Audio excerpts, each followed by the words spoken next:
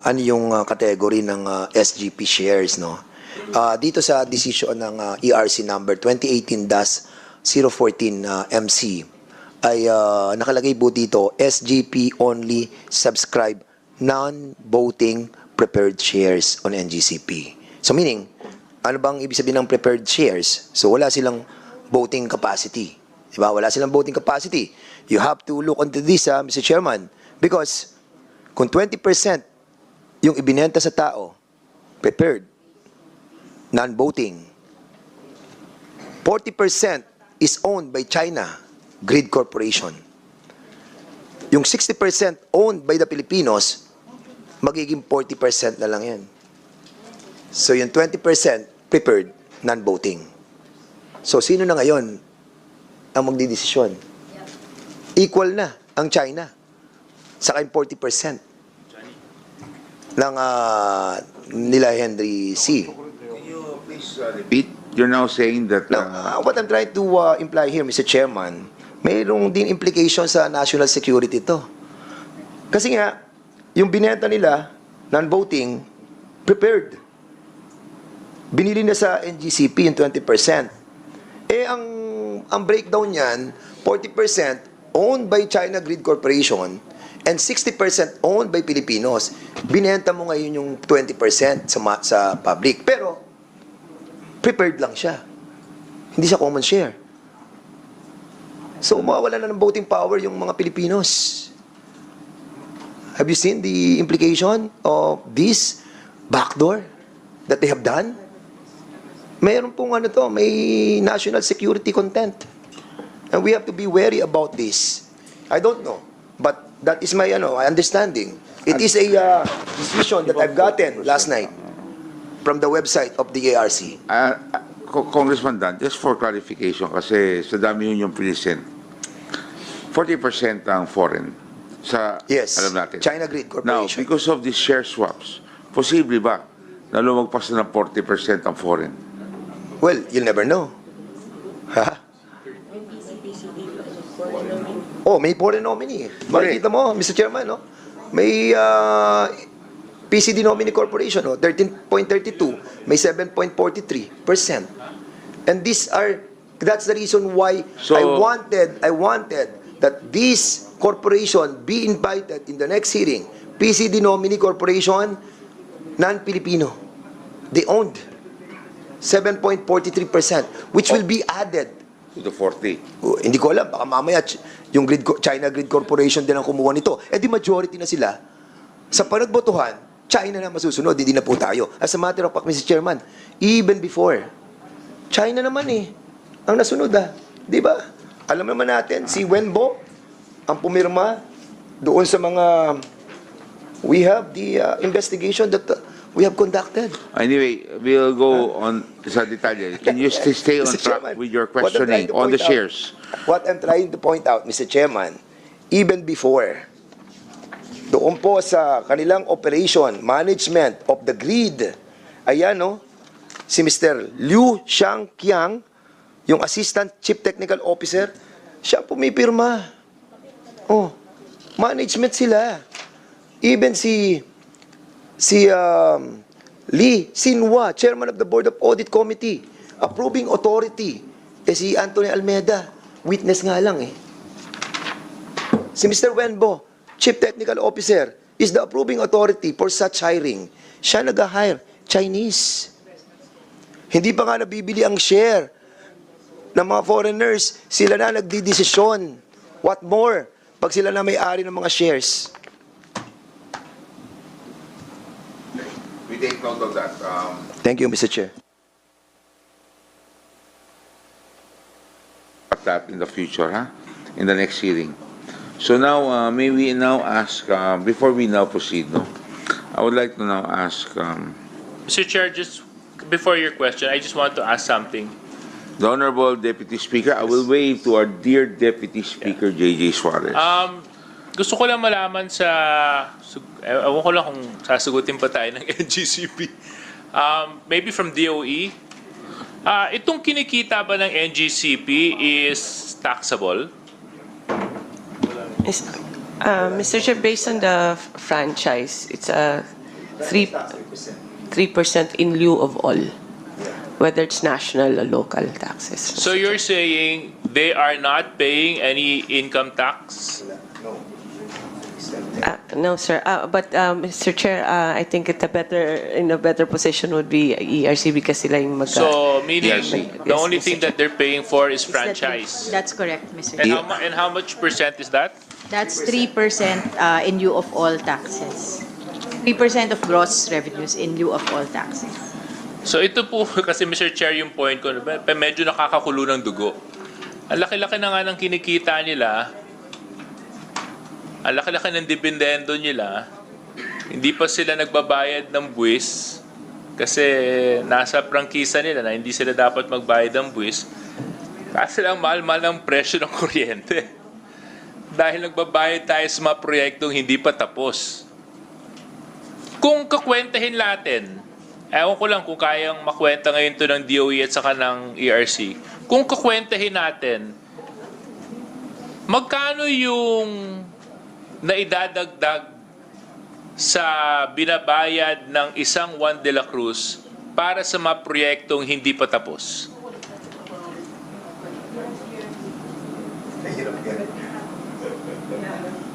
Kasi sinabi nyo, nagbabayad tayo sa mga proyektong hindi pa tapos. Ngayon, para mas maunawaan lang ng mga Pilipino, magkano yun? May kwenta na po ba tayo doon? Medyo mahirap pong kwentahin yun sa lahat ng project, but we can try, Mr. No, but Chair. okay. So, Chairman Di Malanta, let's say at 100 pesos. Let's say X equals 100 pesos. This is how much the Filipino people are paying. On a, let's say, how do you say it? Average number, 100 pesos. Magkano dun sa 100 pesos ay yung mga proyektong hindi pa tapos na binabayaran natin? Would you say 20%? 30%? Hindi po kasi siya 1:1, Mr. Chair. For Yes, I example, yung pong portion na binabayaran na natin pero hindi pa kompleto, mako-compute po namin yon. Pero meron din po kasing yung tinatawag nating cost of energy not served. Dahil po hindi nila nakompleto, hindi nakapasok yung generator, for example, so may cost din po yon. Yun pong consumers na hindi napagsilbihan, gumamit po ng ibang kuryente, diesel generator, for example po. Sinasama po namin yun sa computation. So yun po yung cost of alternative energy supply. May per project po, may costing po tayo dyan. So mabibigay naman po namin yun. Pero Yeah, so... in billions po kasi yun, Mr. Hindi Chair. kasi, syempre ako, nagbabayad kami ni Ana ng kuryente buwan-buwan. Eh di, ang alam kasi namin, pag nagbayad kami, base to sa ginamit namin. Kaya kami nagagalit sa bahay minsan pag naiiwan bukas ang aircon kasi nakikita namin tumataas yung metro namin, bayad sa Meralco. Kasi yun pala, may mga binabayaran tayo na hindi pala natin pinakikinabangan. Tama po ba yun? Ganun po yung nangyayari pa. Apo. That's highway robbery, ah.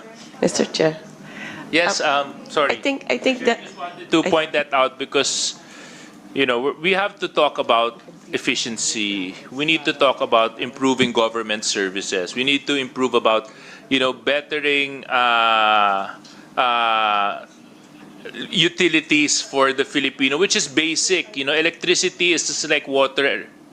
You can't live without it now. So we cannot allow such a situation where someone is definitely benefiting so much while the Filipino people continue to suffer. So I think, Mr. Chair, thank you for supporting my motion, and I would like to yield to the chairman for that point. Thank you very much. But, Yusek Sharon Garin, you have the floor. Mr. Chair, I think the calculations, one agency that can derive a number, but I don't know if exactly they can derive what DS Suarez would want is IMAP, Mr. Chair. They can also do simulations on that, Mr. Chair.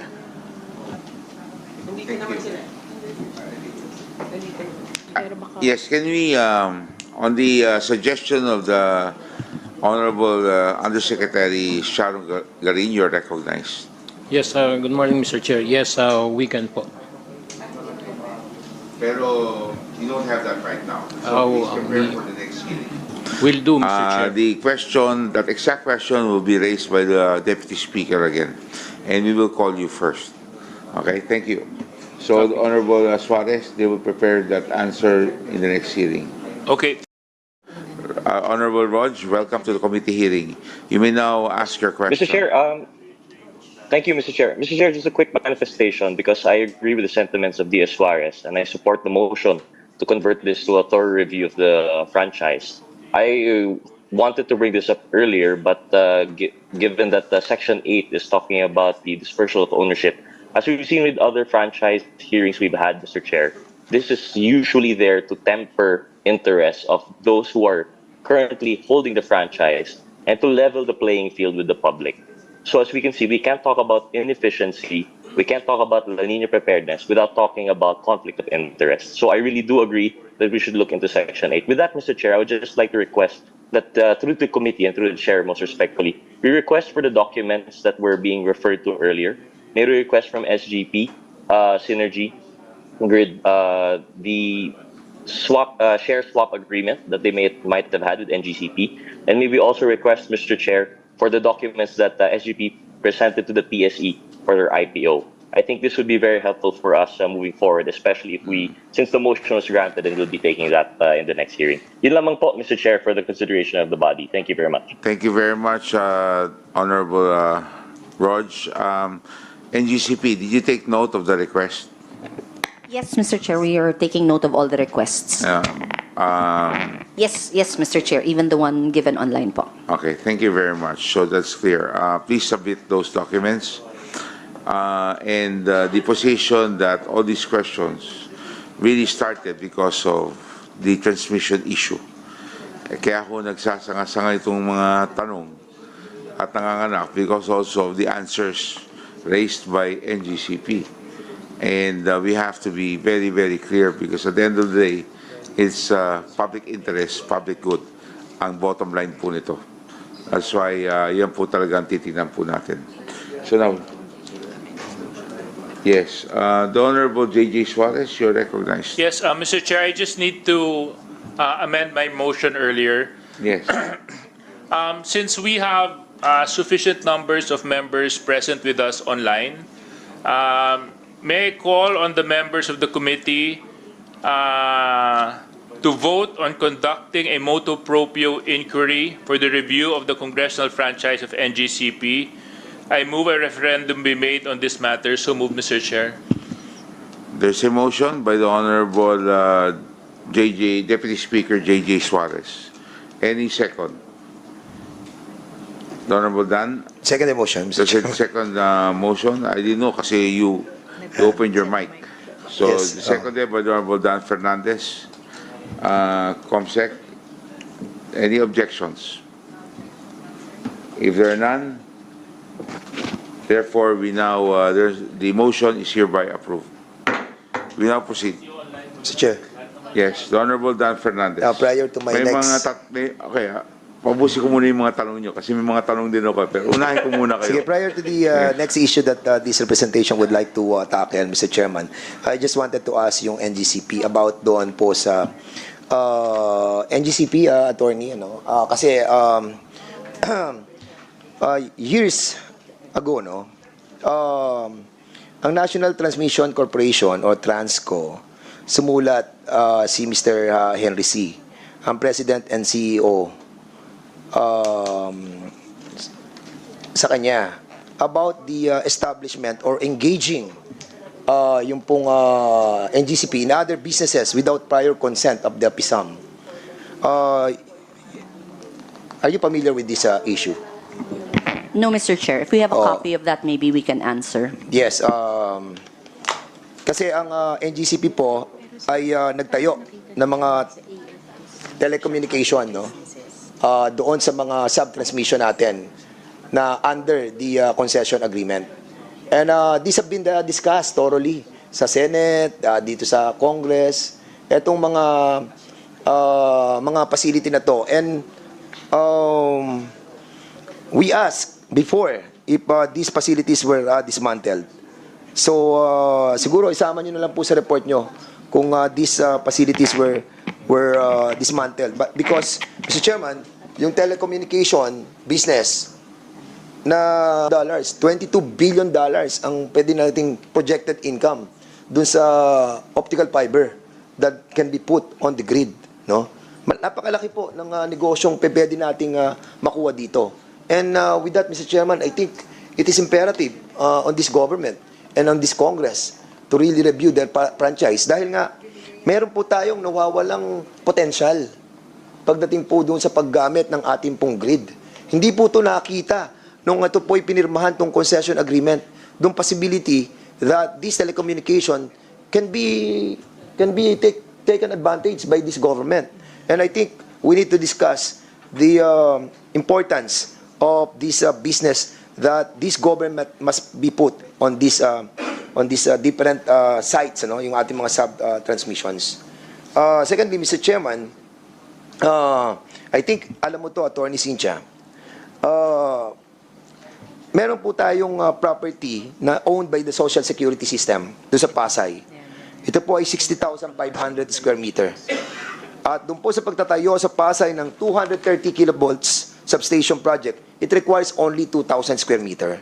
So ang tanong ko, bakit po natin binili yung 60,852 square meter na property doon po sa Pasay na pag-aari ng SSS? Mr. Chair, we will draft our answer, submit our answer, written form. And also, please try to answer back on this issue dahil yung pong property na binili ng NGCP, nakapangalan po sa NGCP. Tandaan po ninyo, hindi po kayo ang may-ari nito. Ito'y pag-aari ng gobyerno. And that's the reason why we're asking why the purchase of the property sa Pasay na pag-aari ng Social Security System, nag-file ang NGCP ng expropriation, and they were able to purchase the 60,000 square meter property and put the name under the NGCP.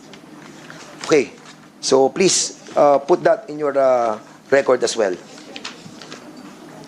Yes.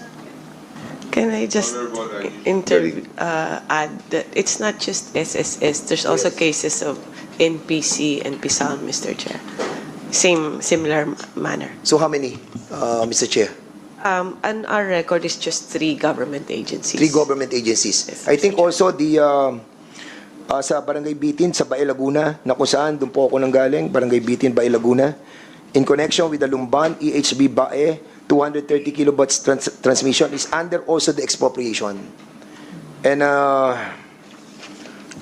kung inilalagay nila sa kanilang pangalan yung property at ang contention nila ay ipapangalan sa atin after the concession agreement expired, then yung property baka tumaas na during that time. So mahirapan ng gobyerno to pay it back or to buy back the property. So dapat ngayon pa lamang, Mr. Chairman, nasa pangalan na po yan ng Transco. Dahil Transco po ang ay pag-aari po ng gobyerno. So yun po ang ating pong isang contention that I think there is also a violation on the part of the NGCP on putting the name of a private company on the property that was expropriated by them and by the government in favor sa kanila. Sa kanila nakapangalan. Hindi po sa atin. So, doon pa lamang nakikita po natin ang maraming mga violation that was committed by the NGCP. So, Mr. Chairman, pupunta na po ako sa last. Kasi po Mr. Chair. pinag-uusapan kanina, binabanggit po ni Attorney Cynthia yung we're talking about yung kanilang operation dahil nga po La Nina na. Yes. Mr. Chair, Sharon, before we ask the Honorable Dan to continue, the Honorable yes, Yusek. just on the topic on the expropriation, because there is a ruling of the ERC na hindi pwede sila to expropriate if there is no ERC ruling. And exactly the problem why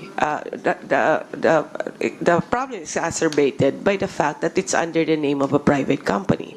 Had it been a government agency expropriating, even for our developers, ang DOE kasing nagsumusulat sa owners for the expropriation proceedings and that medyo yun yung usual course ng expropriation. Now if it's a private company, then it becomes longer and more complicated and more bound to the expensive and even more bound to certain rules. Pero kung government yan, Transco or DOE, then beyond the franchise and beyond the IPIRA law, pwedeng may right ang gobyerno mag-expropriate, sir.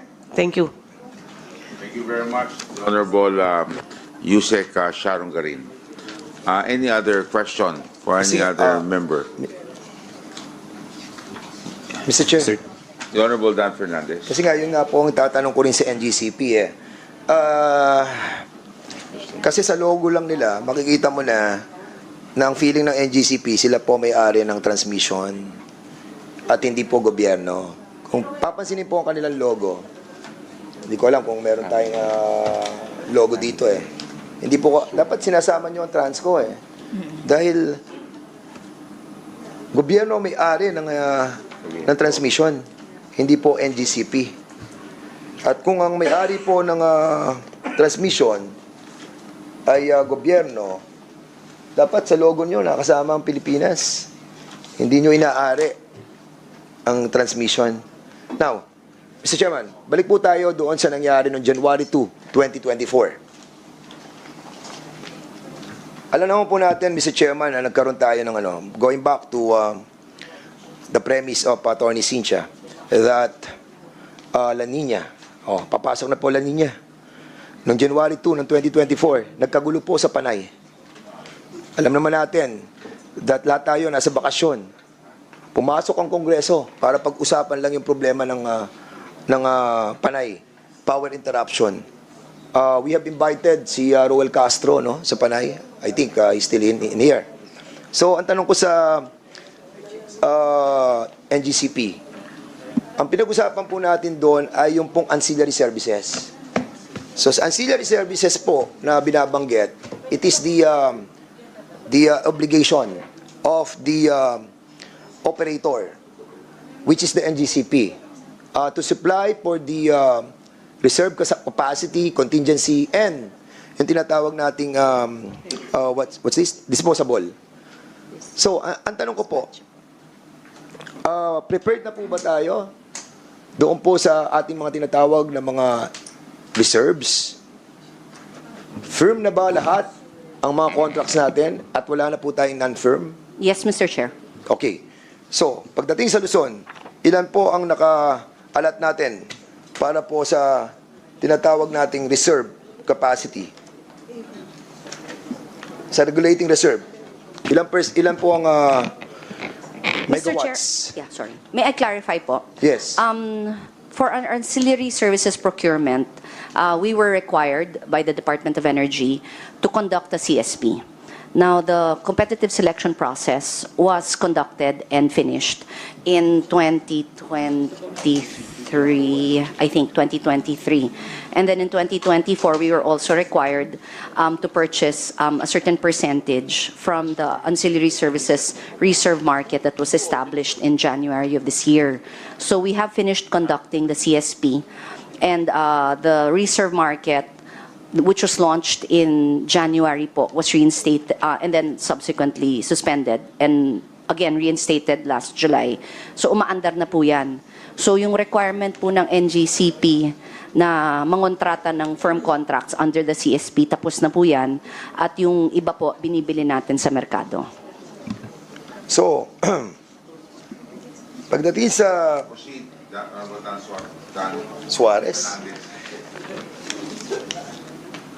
it's an honor, Mr. Chairman, to be called Dan Suarez. It only means that it's Christmas. Okay, according sa ASPP, yung contingency reserve natin na kailangan natin sa Luzon, firm contracts, 647 megawatts. Are you compliant with this? Mr. Chair, the data I will get for you, I'll have them from the SO. But in terms of contracting, we have complied with the directive to do CSP, and we are purchasing what is required from the reserve market. But again, it really depends on what is on offer. Ito, Atty. Cynthia, magja-January to na, magja-January na ha. Baka mamaya yung mga congressman na naman natin sa Iloilo, yan, katulad ni Yusek Sharon Garin, tagaroon yan. Baka mamaya mag-outage na naman tayo, todas na naman tayo dyan. So, ang kailangan natin sa Luzon, firm contract, 647 megawatts. Sa Visayas, 150 megawatts. Sa Mindanao, 150 megawatts. Ba't ko sinasabi, ito yung contingency reserve? Ang ibig sabihin, kailangan ninyo magkaroon ng ancillary services, primary reserve, na yung pinakamalaking planta sa Luzon. Nagkakater siya ng 647. Kapag yun nag-failed, kailangan meron tayong pampalit doon, which is 647 megawatts ang pinakamalaki natin sa Luzon.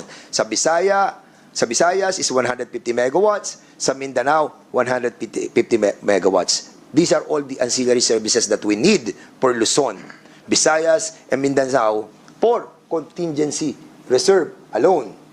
Meron din tayong tinatawag na dispatchable reserve. Sa dispatchable reserve, Atty. Cynthia, kailangan din natin sa Luzon ng 647 megawatts, sa Visayas 135 megawatts, and Mindanao 150 megawatts. Kung meron tayong reserve sa Luzon, Visayas, Mindanao, dito para sa contingency reserve and dispatchable reserve, there is no reason para tayo magkaroon ng outage ngayong darating na January. If ever, na magkaroon tayo, you have said and manifested in here that we have complied with ancillary services, then I will take your word for that. Atty. Cynthia. Okay. Thank you, Mr. Chairman. At least yung mga taga-Panay at Negros and other part of our country ay meron po tayong ancillary services. Meron tayong regulating reserve, meron tayong contingency reserve, meron po tayong dispatchable reserve, Luzon, Visayas, Mindanao. Maraming salamat po, Mr. Chair.